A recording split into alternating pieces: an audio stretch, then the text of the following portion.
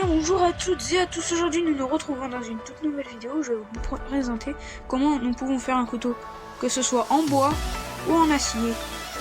Donc voilà, on commence. Donc celui-là, c'est mon père qui l'a fait.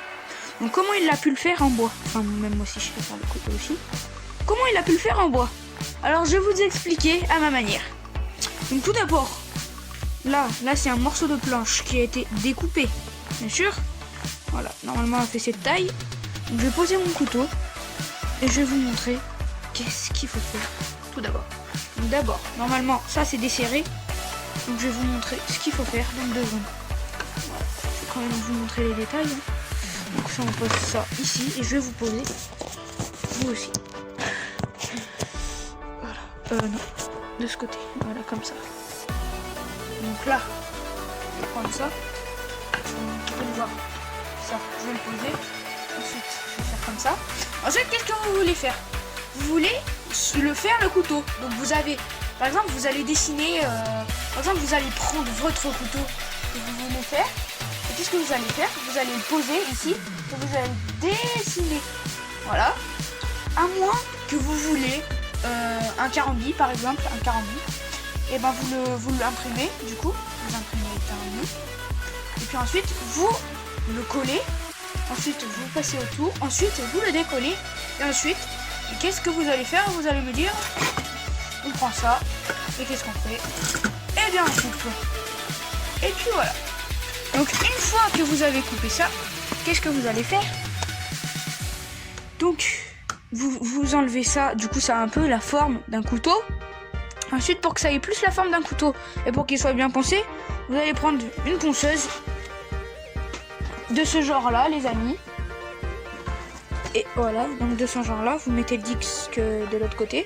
Donc là, comme vous pouvez le voir, ce disque, donc pour l'attacher, il faut prendre cet outil là.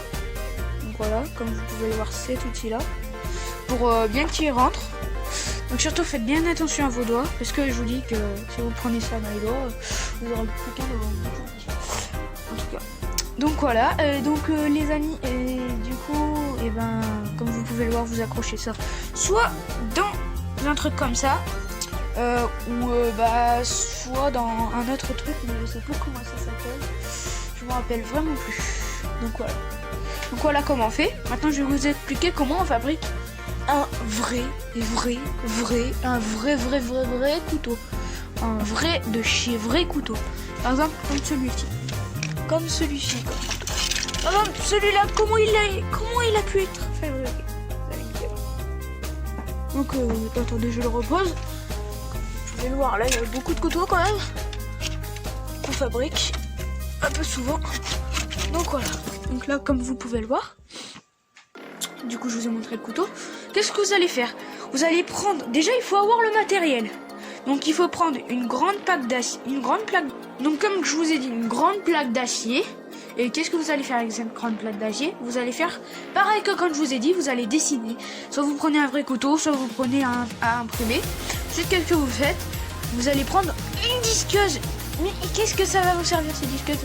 À découper le dessin que vous avez fait, le couteau que vous allez faire autour, vous allez découper. Donc voilà. Et ensuite, voilà, donc vous allez découper. Ensuite, qu'est-ce que vous allez faire? Vous allez me dire, vous allez mieux le former, bien mieux le former. Vous allez faire des petits détails, ce que vous voulez. Ensuite, qu'est-ce que vous allez faire? Vous allez le poser dans un four, dans un four pendant à peu près une heure et demie, une heure ou 30 minutes s'il est petit. Et qu'est-ce que vous allez faire après? Vous allez prendre de l'huile, vous allez le verser dans une bassine, dans un truc de gros, et vous allez le laisser refroidir. Et qu'est-ce que vous allez me dire? Qu'est-ce que ça va servir de le mettre dans une bassine d'huile? Ça va servir à qu'il devienne plus épais. Donc voilà. Donc c'est la fin de cette vidéo. Donc je vais vous montrer tous les couteaux qu'on a fabriqués. Donc voici le premier que je vous ai montré. Ensuite il y a celui-là. Que je te dis, il faut pas s'amuser avec parce que il est vraiment coupant. Donc celui-là. Et le petit dernier. même si j'en ai plein d'autres normalement, c'est celui-là. Alors celui-là, je ne sais pas jouer avec.